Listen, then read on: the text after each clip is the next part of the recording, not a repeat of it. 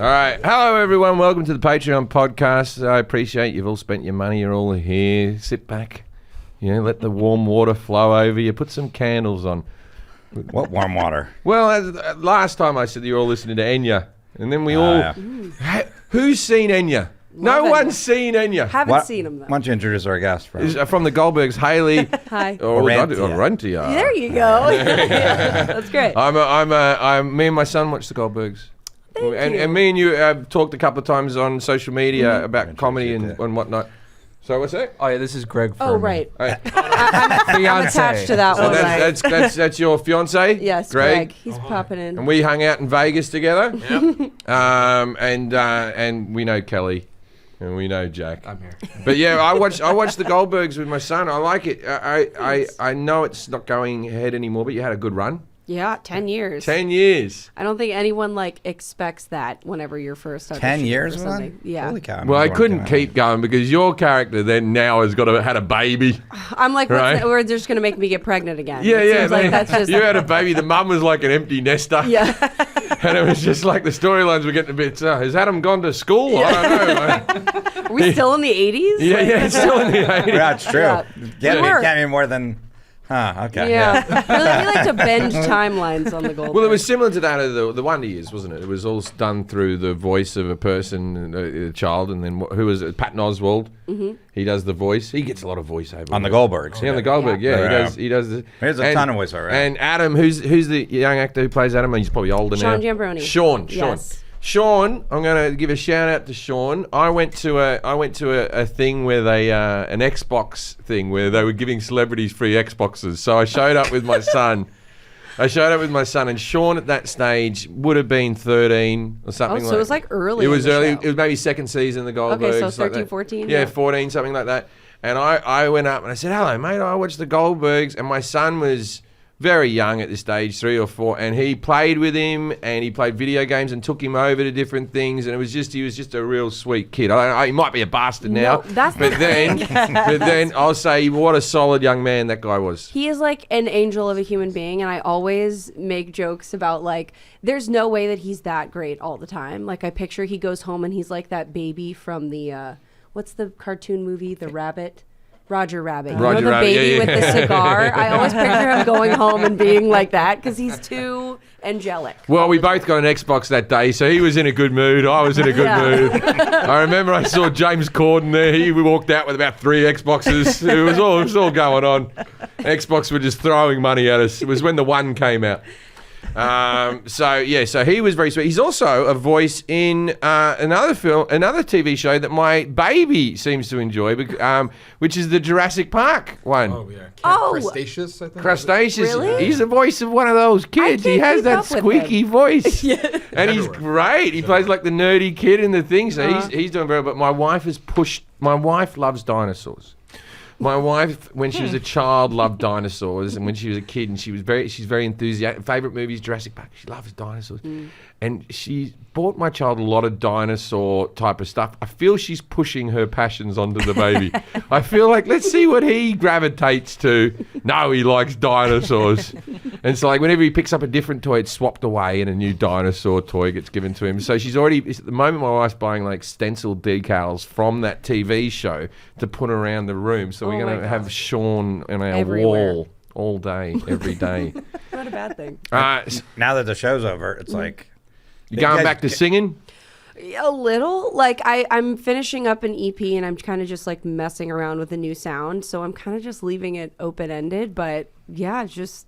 Now you started on American Idol, right? No, it was X Factor. But essentially the same thing. It was Simon Cowell. It was a music competition X show. Factor is the big one in Britain. Yeah. I lived in the UK. Yeah. They're the big one in Britain. And did you have, what's her name? The Geordie bird from bloody... She was from... she came out to be a judge. Oh, was it... Paula Abdul was the one that was a judge on our season. And then... Oh no, they have this girl. She's very good looking. Nicole Scherzinger? Sharon Scherzinger or from the Pussycat. Not Nicole Scherzinger. Oh, you're the one in the UK. Yeah, the UK. Yeah, they brought her out for one season, but no one could understand the voice. Yeah, she's a very pretty girl. She was in band Girls Aloud. I used to do a joke. Okay, Girls Aloud was the one. They won the original Pop Stars in Britain, and they got the band and they put them all together, and then they had a boy band, and the two of them had to compete. And the boy band did nothing, and Girls Aloud had several hits. Cheryl. She's Gary. has a child with Liam from One Direction. Is that right? Or Liam? Is that his name? Oh yeah, possibly, yeah. I think that's Cheryl Tweedy. Cheryl Tweedy. Tweedy, yeah. There's nothing wrong with Cheryl Tweedy. You go get bloody Cheryl Tweedy. I was just playing your whole afternoon. There's nothing wrong with her. They brought her out. Yeah, they brought her out to do the X Factor. She used to be married to Cole, the England defender, for soccer player. But anyway, so she came out and she has a strict Geordie accent. Like, here we go. You're all good singers, a lot of you. Like that, right? And she was on about 4 episodes before they went. The Americans just. You don't even know what's happening. Yeah, they don't know what's happening. That's the Newcastle that accent's from, which is on the border of Scotland, and it's the most friendly accent in the world. They use that accent for Big Brother, right? So day 4 in the Big Brother house. Dennis is upset with Sharon because Sharon's took his fags away. Anyway, Cheryl Tweedy, yeah, that was the one. That's here. I got her. I used to do a joke about Girls Aloud. I might bring this joke back because I never recorded it. Because I once had sex with this girl and she was like, she liked this band. She had a tattoo of them. I said, "Oh, you like that band?" She goes, "Like them?" She goes, "I once went backstage and let them all fuck me." Wow. Right? And I was already like this. I was like, that's why I won't say the band because they might have wives or whatever. So, right? But I was like, wow. And I'm like, that's the privilege of the female right there. I can't go backstage at a Girls Aloud concert and go, "I enjoyed the show. You can all do what you want." I'll just lay here. Just you lie can down. take turns, girls. I'm a fan. Doesn't work the same way. Who's Girls Aloud? Girls Aloud is the Yeah, that's band that Cheryl Tweedy was from. I haven't researched it. They had a big song, "The Sound of the Underground." That was their big hit. Do you know Girls Aloud? No. Yeah. Oh, no, what Oh, it's a loud Yeah, it's sound. Oh, Girls Yeah, Aloud. they're Oh, loud. yeah, it's like sound. I thought I was thinking No Girls Allowed. I was like, Right. Get up a picture of the Girls Aloud. You won't be disappointed. They were like if the Spice Girls took effort. You know what I mean? You don't think they had effort? Well, yeah. There you go. Yeah, there they are. There they are. Okay. Yeah, I used to. Yeah, I No used to. idea. I don't know that they're hotter than the Spice How Girls. old were they when they started? Oh, they were like 18 or something. Okay. Yeah, I used to do a joke. You girls can do what you want, except for the ginger one. Go make us some drinks. Nicole Roberts. Oh, I'm going back to the UK. I'm bringing that joke back, kids. I'm bringing it back. It's been retired for too long. I was looking for some material. You're in the tour right now. Oh yeah, well, I'm glad you enjoyed that joke. What a joke. Oh no, you get every bloke who was living in the early 2000s in Britain. We all had a favourite. Although I have a soft spot for the Spice Girls because I studied musical theatre at university. You know not many people. How does that tie into? No, because when you at the height of the Spice Girls, the albums were out. So it was all drama and theatre kids, and me and a lot of homosexual men, right? So when you go to those parties and they go, "Stop right now, thank you very much." Fuck, I know that dance. Everyone was doing it. I didn't want to be left out. That's a good one.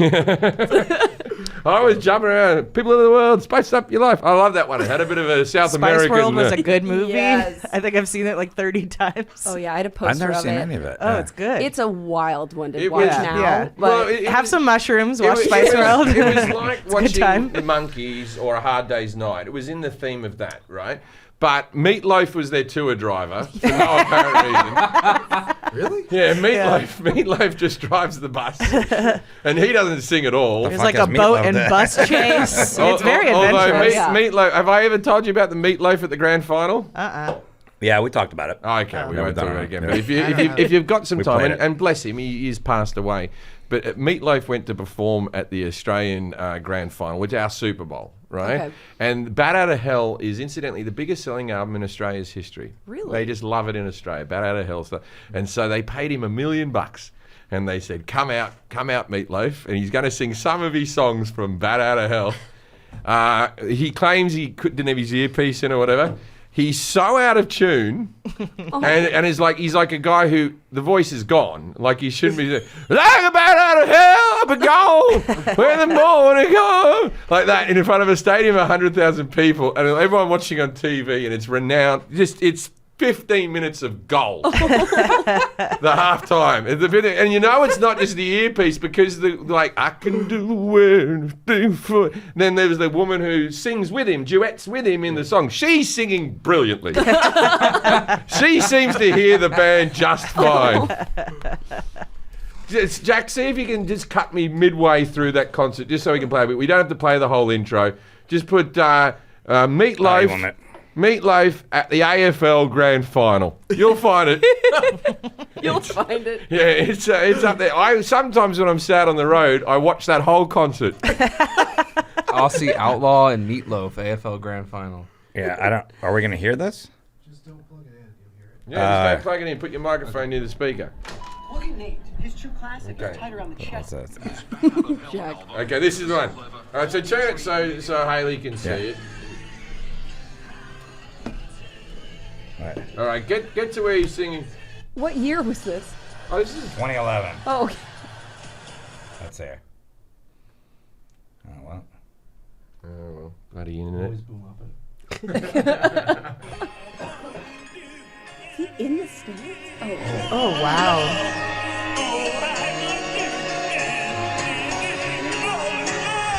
It's like you just walked into bad karaoke.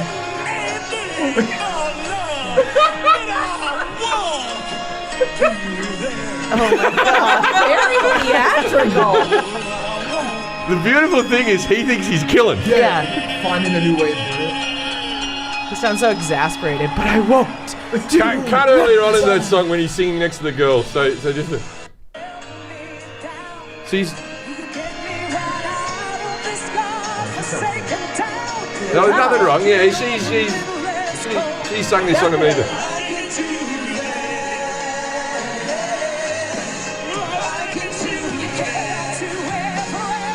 Trying to take over. Wow. This is intense. Oh, yeah. Oh my god. Backstage, like trying to get it It's Do you have gum in his it's mouth? not even close. I think those were his teeth. I don't know. Oh, I was gonna say that's like rule number one. Like, Yeah, but they were bad looking. yeah.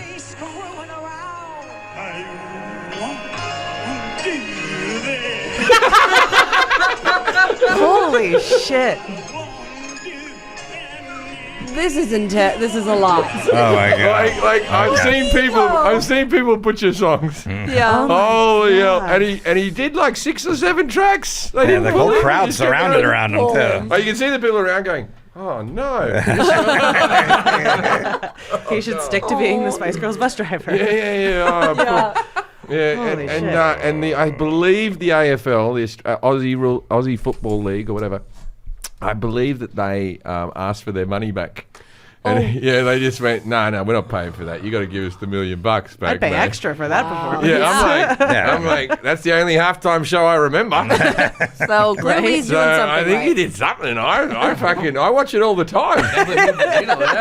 It's like, because it's like when you say he sang badly, like when someone's out of tune or they can't quite hear or they've lost their voice or whatever, because, but then when just to butcher it. Yeah, I didn't imagine that when you were explaining it beforehand, and then I was blown away. I was like, holy fucking shit. There's people who get like, I had nodules, right? So when you get nodules, and he's obviously got fucking nodules on nodules over there, right? And so vocal nodules and stuff like that, there are techniques to sing around it. Like Elton John's clearly had several nodule surgeries. So he can't run through notes. You can't run. So he does he goes, and you can tell everybody Like this hit the note. is your song. It might be quite simple, but he never runs up the notes, right? but at least it's It's like jumping off on a different platform. yeah. He goes to different things, but he's an old bloke and he's fucking. But it still sounds all right with the band and everything, and with everyone singing along. That one, fucking Meat Loaf's come out and gone. I reckon if I just put all the effort in, It'll pay off. damn what the doctors say. But so you have an album coming out, you said? Or Not anytime. Oh, you're I just don't have working on it, yeah. any legitimate thing done on it, but I Yeah. plan on putting something out hopefully this year that I'm like, You got a lot of tracks together. yeah, I'm like, we're crafting the next phase of music for me, which is kind of a new sound, I guess. So we'll see. Well, it's, like since you've been in the X Factor, 10 years, right? Yeah, actually, it's been probably 11, 12 years since X Factor, 10 years with Goldbergs, which is crazy. And you'd acted before? Or? No. So you just got Tell an audition? tell the origin story. Yeah, It's hilarious. yeah, The A irony. little backwards. So I always wanted to do music, and I got really lucky in finding a music manager who introduced me to labels in New York and LA when I was like 14, 15 years old. And clearly was not like ready for a label. So their recommendation was like, hey, Miley Cyrus is doing the whole Hannah Montana thing. Like if you get a Disney Channel show, you can get a show and a platform already built in to then do music. Like everyone's doing it. So they're like, go do that. And I'm like, I had no interest in being an actor. And I'm like, okay. Easy. So I go back home to Dallas, and it just so happens there's an acting school in my hometown that taught all of the major Disney stars like Demi Lovato, Selena Gomez. They all grew They up all there. come from Texas, don't they? There's something in the water. But so I went there, and long story short, I did X Factor after just starting acting classes there. I was 17 when I was on the X Factor. Right whenever the show was over, our group kind of broke up. I was like put into a girl group on the show, and we kind of fizzled out. What was your girl group? It sounds like a stripper name. Lakoda Rayne was our name. This is what happens when you give 17-year-olds like 2 days to come up with a name. yeah, that was My the sequel wife to was- the Ugly Coyote, right? My wife was signed to William Morris as a singer before she did acting. She was in a Nickelodeon show. Oh. And she was in a girl group, and the girl group was called the Woo Woos. Right? And I always, if I hang around the house, I'm a bit high, I'm like, sing us a bit of the Woo Woos. I want to hear the Woo Woos. It actually rolls off the tongue a lot better, I think, than maybe Lakoda Rayne Lakoda does. Rayne. Jeez. But yeah, did that. And then after we fizzled out, I started taking acting classes again and auditioning again. And I'd say a year and a half later, I booked the Goldbergs. And I just wrapped that job. So it's like, Back it's to wild. music. Yeah, back to music again. You know what I liked about the Goldbergs? It was the only show that had a Hanukkah episode.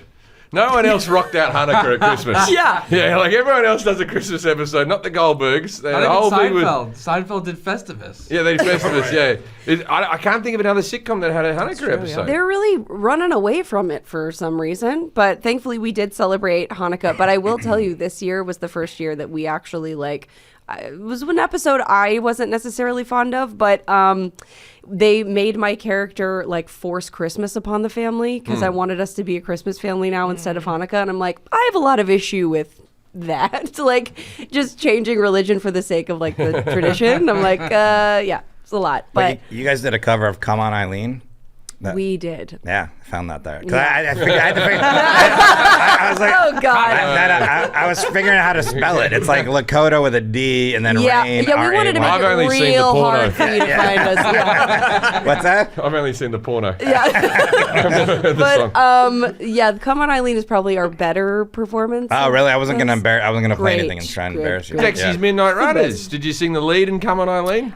We tried to split up our parts evenly, like equally, and I think for the most part we were able to do that on every performance. And then I don't mind the occasional boy or girl band or whatever if they got it like First comment.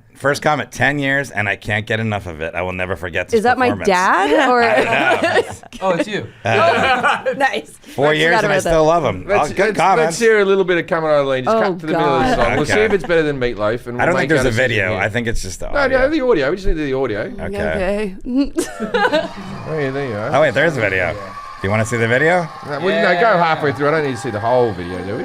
Oh, it's only a minute, 2 minutes. Here we Yeah, go. it's a TV performance. Yeah. Got a page up in there. It's giving woo woo at all, or Oh no, the woo woos were edgy.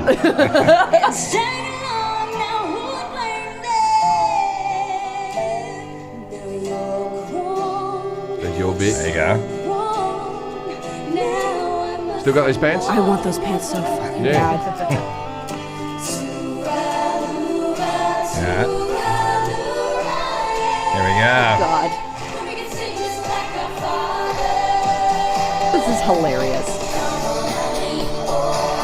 It's a banger. Yeah, this is great. Hey, hey. Better than Meat Loaf. Look how overly excited we all are.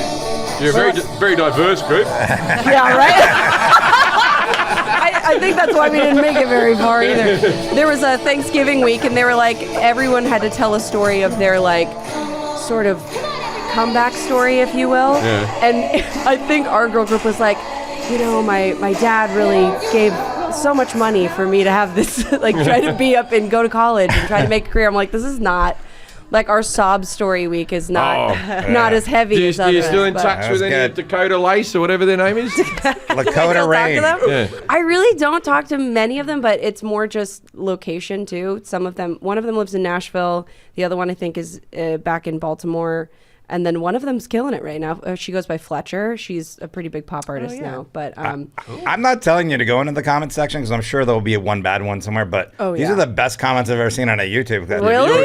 You're judging that off my YouTube. I mean, My YouTube like compared to clips- comedy my clips, it's like YouTube this clips guy are murder. Yeah, it's like sure can't get gonna enough of be it. like Oh, my you like guns, my huh? cousins or something. Oh wait, like, one says it's your cousin. Oh, for sure. Says Hayley, the black-haired one, is my cousin. I absolutely miss her so much. Benji, well, call him. He Who's misses you. Benji? I don't know. Your cousin. It says duh. Not a Benji. close There's the when they all come out of the woodwork, you know? They're like, where's my Cousin- money? Cousin Benji. Oh yeah, there you go. There's a reference to the Ringmaster?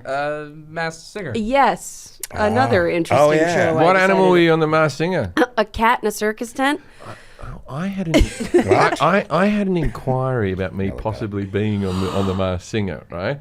I had an inquiry, but I won't say an offer. Definitely not an offer, right? But I did have someone inquire, and I had to say no because I did a pretty mean joke about Jenny McCarthy. And, Hard to come back from? Yeah, it was about her being anti-vax. And you know And she what? for sure know, like. Oh, you she'd know know. that she's- She would know. You did it unmask? it was on one of my specials. Oh. And I did it a lot. And now as a father, I look back at it and you know what? I'm ashamed of that joke. It's one of the few things I really regret saying. I was trying to get more into, and so Jenny, if you're listening to the Patreon, which I assume you pay the $5 a month. She's been waiting years for an But apology. I stand. It was meant to be against anti-vaxxers, the routine. I was meant, and she did it. And I will say this: I believe she caused a lot of damage in the anti-vax world. I believe she really championed it more than fucking anybody, and she protested all that sort of stuff. And then she said, "My kid got autism because blah blah blah blah blah." And I said, "Is it really an autistic kid, or is it just Jenny McCarthy's kid? Like, did we expect Einstein to fall out of this woman, right?" So look, it's got its merit as a joke, right? It's got a punchline, Based a in middle, fact. and an end. But you shouldn't bring up people's kids, and that was wrong of me. But I did say that. Is this you, by the way? That would be me. That would be you. That's terrifying. I know. Well, you know what? I will say nothing could probably be worse of a reaction of someone getting unmasked than when Rudy Giuliani was on my season. So I think you have a chance. No, did you? Oh no, I can't sing good enough to do it or anything like that. But I was, and it was Dr. Drew. He was the Eagle or something like I that. think you and could I was, sing better than Rudy. yeah. I was Giuliani. talking to Dr. Drew, and then he made a phone call or something, and that's how it came back to me that and Bob Saget did it. You know what I mean? And so I was like, Did anybody guess you? No, because I fly right under the radar. So Yeah. I was like, nice. No one's going to guess me at least. So that was good. I never watched a show. Did they give you hints and stuff? There are clues, but it was interesting because I thought that I would be consulted in the clue making process. Was not. So there were some Lakoda things. Rayne. Everyone's like, Like what? Come No, on, but Ellie, come on. There were things that were just broad enough to like make you think it was somebody else, but so. Do we want to hear this? did you get a choice? Did you get a choice in your outfit? They did present me with, this was actually the first one they presented me with, but they're like, if you hate it, we have more options. But I was like, honestly, out of all the things I've seen on the show, I won't complain. I think about they're all this one. terrifying. I would go on as a shit emoji. Yes. I mean, at least I could move in this. There were some people that like they had to be rolled out on pallets, like with. Here, I can play I it. couldn't move. Here we What go. is this one? Oh, yeah, This is it. this is it. Damn. There man, she you sang is, this your song favorite. too? Wait, did you get to pick the song? And I are don't you know how- really Like a singing salsa. in this moment? I was. It was actually terrifying. Wow. Good voice. Okay, I got to say quickly, how does Nicole Scherzer, we'll get, she can't sing, Oh yeah. can she? Yeah. Don't you wish my boyfriend? That's the only song I've heard from the Oh, woman. well, she did come out with some singles. She was the after one that. who could sing out of the Oh, Pussycat she could Dolls, sing? yeah. I thought she was just like the best looking one or something. Both. It's so weird with that mouth. Oh, there's I know, the circus right? tent. I didn't know what you meant by the circus tent. Yeah, Now I got it it. It's your sneaks dress. in on you. I'm called the ringmaster in this costume. Your voice is great. Thank you. Stunning. Yeah. You get the point. No, do the bit where she has to hit the big note, move forward. Oh yeah. Okay. The big note. And that one. My Key favorite because they change. cut to Leslie Jordan. He was a judge right here. I know. R.I.P. Leslie. Well, fireworks. Dress might catch on fire. Dangerous. It was so hard to get my actual breath in that Yeah, though because that's good. I had this. The skirt was made of PVC pipes and it's like Oh, wow. weighted down on my hips, so it was hard to. You have a bit of space there, or the microphone's inside. The microphone was actually for me. It was the microphone I'm holding, but they had like a grate kind of thing where it's like painted on so you could sing through it, but it was not easy to breathe. Yeah, because then you can't. Oh yeah, the You can't, like, breathing. take Yeah. And that's a tough full- song in general. Oh, God, I think it a was- lot I'd do of like an people Elvis think that song they or can something. sing it, but Yeah. they can't. Yeah. I would do. I get knocked down. Yeah. Bring the house down. Dude. Honestly though. I know what I'm doing. They'd be like, and it's Yeah. for a shot. Who the fuck is that? You're not even wearing an outfit.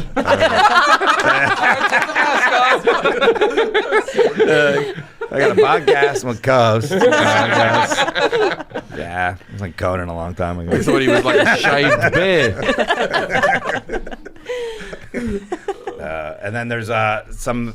You have actors from the Goldbergs that were on your show. A couple actors that were on your sitcom. And Who was it? Who was in my sitcom from Legit? Bacadol. Oh, Dan Bacadol. and Dan and, Bacadol. and, Mindy and Sterling. And Mindy Sterling. Mindy. Yeah. Mindy Sterling, bless her. She used to babysit my baby. What? Yeah, she played the mother on my sitcom. If you haven't checked it out, it's a fun watch. It's called Legit. It's on Hulu. It was an FX show that lasted a couple of seasons. Very proud of Brad Pitt's favourite sitcom. Hey. But anyway, Yeah. we had Mindy Sterling played the mum and all that type of stuff, and I only knew her. She was from Austin Powers. Awesome, yeah. But Mindy's the easiest person to stir up in the entire world. Me and Dan Bacadol used to, and DJ Qualls, you know, DJ, the skinny guy for Road Yes, Trip. yeah. Right. So me, Dan, and DJ would always we'd sit there and we'd rank all the actors. Like, it's such a simple thing. I'd always put myself really low because everyone else was a professional actor. I never acted. I was like, yeah, no, this person. Oh, that person who was the extra was very good. And then we'd do it. We'd sit in deck chairs out the front of her trailer so she could just hear us. Oh, like that? Like so. Yeah. Dark. Yeah. And then someone would suggest Mindy, and I'd go, no, she's not up there. And then we'd go, but it would really get to her. Like it Real was kind psychological of, it was damage. kind of mean, but we would do it. Kind for- of. Yeah. Well, I brought that back into my own life, ranking people. It was a thing that me and my brothers would. It started off actually like this. It was a thing that me and my brothers would do with my mother. Because my mother was always disappointed in one of you. Mm-hmm. Oh, you've been a big disappointment to me. I can't imagine saying that to a person. You've been a disappointment to me. She would, throughout the year, one of the brothers would rise above, or one of the brothers would be in the shit, or whatever like that. And then my cousin Paul, who used to come and help her with her computer, Paul's so wonderful, like that, right? And then there was all the, and all the grandkids, and the grandkids once they got to a certain age. Once one of them got to like 14 and stopped calling her, she's a bitch. You know what I mean? So the grandkids, the youngest one, so Hank was #1 in the charts, right? Mm-hmm. So me and my brother for a while there were doing the yearly ranking of the people that Mum knows. And we'd do it on Christmas Eve. And we'd write up a whole chart, and we would have things that would cover up the things so we could pull away names. Oh, like Family Feud almost. Yeah. And we're gonna go, we've written up the yearly mum rankings, what she thinks of you all. Starting at the bottom, Dad. He's always at the bottom. He stood by her for bloody 50 years, but she yells at him and calls him a moron on a daily basis. So that's Gary there. He's down the bottom. And then we'd mention her sister, who she hated till the day she dies, Auntie Susan. Auntie Susan's always... Did she ever like these rankings? No. She would start to cry and yell at us. She'd go, "Why do you do this? You're being so hurtful." Like that. And then one time I got my nephew Max. I mean, he's a 25-year-old man now, right? But Max is always, "Oh, hello, Nana." Oh, he helped her out with things like that and stuff. And one time Mum snapped as we were doing it halfway through, and she went, "Right. Do you want to know who the favourite is? It's Max. It's always been Max." And Max is like this, "Oh, God, I don't want this responsibility." Pressure. Yeah, but so the newborn kids who couldn't talk back, they always went further up the ranking. It's a fun thing if you're at home and you have a particularly prickly relative. It's a fun thing to do to rile them up. I remember the clock thing. Was that you or Scott? What was Scott? Yeah, that was because my mom did a version of this when I told her the story. She did a version of it. This is to say, Mum came to visit my brother when he was living in Perth, right? And so he got a digital clock like this, and he put it underneath the TV in big print, and it counted down the hours till she left. I told my mom the story. He used to walk by the clock. 27 hours I've got left. I told my mom this story, and she had it's this thing. It's like a tide clock. It tells you when the tide's going to load up. And so she did a version where she goes, "I know you don't want," as a joke, she would go, "I know you don't want to be here, so it's only 5 tide cycles left." And it's hanging on the other podcast, the Merman podcast. It's hanging right behind there. It's like the tide clock. Well, the funny thing is, Dad got into it. Yeah. He started going, 5 more hours, everyone. He enjoyed it because, we got to fill this time. It really gives you a sense of purpose. Yeah. Right? But it was terribly hurtful. God, it was hurtful, the clock. You couldn't watch TV without being tense. Right? So there was the other time that she tried to get Kate to smuggle the chocolates in, right? Oh my God. We all know the chocolate smuggling story. My mother, I feel like you should tell it on stage. My mother's an insulin-dependent diabetic, right? Was to the end. She got it from eating too much sugar. It wasn't just born into her. Right, anyway, so she was always on the insulin, and she decided that she really liked C's chocolates, right? But it was American chocolate shit. C's are all right. They're all right. But American chocolate shit, man. Oh, European chocolate on the right. Anyway, but she did. My mother, we used to call her the pedophile of shopping because she only enjoyed it if you were in pain. Right? So she always had like my dad came to visit me and we went to the World Cup in Germany. She decided she needed a cuckoo clock. You can fucking get one online. Have you ever tried to carry a fucking cuckoo clock around Europe? It's a delicate bit of wood like this that has dangly weights that hang off the fucking thing. You got to wrap it bubble wrap, and it's got little ornate bits of wood hanging off the fucking thing. So we had to get, mind you, the cuckoo clock was the reason she ripped her knees to bits, right? One time the cuckoo clock, you had to pull it and work the timers, whatever. She was walking by with a fucking platter of fairy bread, which is Australian white bread with fucking butter on it, covered in hundreds and thousands. You meant to give it for kids. My mum would have this as a treat. Anyway, so she was walking along with her sprinkles. Sprinkles. Yeah. So she's walking along. Just the little ones, not the long ones. That's ridiculous. I know. Yeah. Anyway, so she's walking along with her plate of food like this, right? And then the cuckoo, and she fucking got startled. She fell over. The plate braked, and then her leg went in there and it sliced a whole bit of skin off like that. And it was terrible. She was in hospital for a very long time. It took a long time. This is a sad story. But I remember going, "Is that bloody cuckoo clock? You fucking made us fucking get that clock." We had to So anyway, so so I just started dating my eldest son's mother, Kate, right? And so Kate was pregnant, right? Because she got pregnant like 2 months after I met her, right?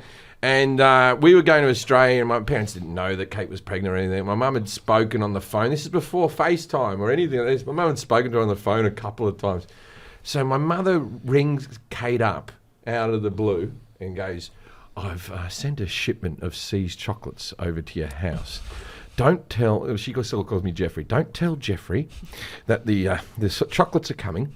They'll be very easy for you to carry. You just line the bottom of your bag with it all. Like drugs. Yeah. Locked She up goes, abroad. they're all flat boxes, enough to do a suitcase. Just cut the lining. Hilarious. Yeah, you just line this whole thing, right? And so Kate comes to me and she's like nervous and she goes, I have to talk to you about something. and I'm like, oh God, she's gone through my phone. And she's like, I got to talk to you about something. And I'm like, okay, well let's talk about what's wrong. And she goes, your mum has sent over boxes and boxes of chocolates, and I have to ship them back. And I know because she'd already asked me, and I'd gone, no, I'm not bloody doing that. And then there was another stage where my father rang me up, and he goes like this, oh, mate, I've got a shipment of chocolates coming. They're for me. And I'm like, what the fuck are you talking about? And he's like, I'm giving them to your mum for Christmas. You've never bought mum a gift or anyone a gift in your entire life. Don't tell me right now.